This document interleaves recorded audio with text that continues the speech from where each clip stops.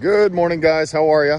I am out here at the first property of the day here.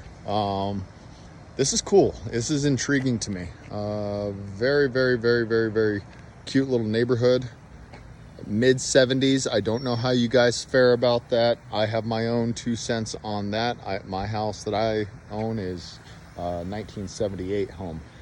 So it has all the problems in the world that you would think an old house is have, but at the same time, it's been awesome during our remodel process to get everything picking away the way we want it. Just they're easy homes to do. With that being said, that's where the inspection comes in. We want to make sure that we have my conversation on how to go about our inspections if we do go around anything old. So I do see some separation. Again, listen guys, I'm not a contractor, I'm not a licensed contractor, but I rub elbows with these guys all day long, so we're always going to trust the inspector. But I do see a little separation on the shingles and stuff. Something you need to know.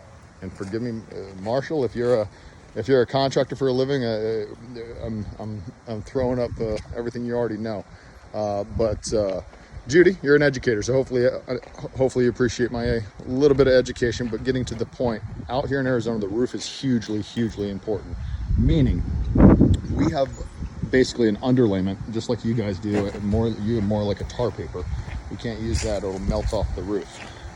But what we do have is an underlayment paper that goes underneath the shingles and/or the tiles, depending on what's up there.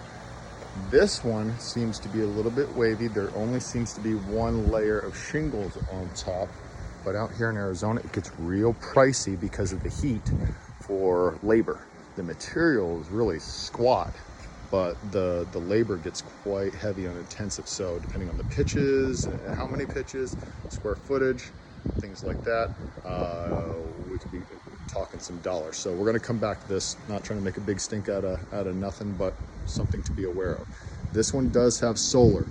This one's intriguing to me because I'm typically a little bit shy away from the solar lease, except this one has its lease paid for through 2031. So we still want to get a hold of the contract, find out what the skinny is, but there's some thoughts. Okay, little over 18, just shy of 1,900 square feet, I believe it was. Let's take a look inside. I'm going to cut the video here and we'll go to a new one. But first impression, very cool.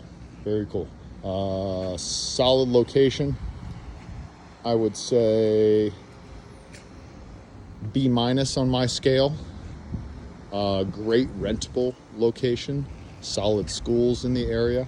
So lots of check marks, but then that creates the domino effect of stuff we need to talk about.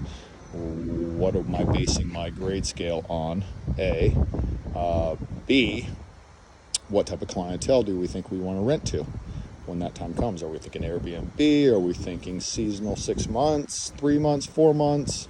Are we talking potentially year-round in the beginning? That's stuff that we need to talk about too, because then I can share with you kind of my 2 cents on a little bit more of location, if this is a big deal for you guys. Again, if it's a big deal. So let's cut the video here and I'll see you inside.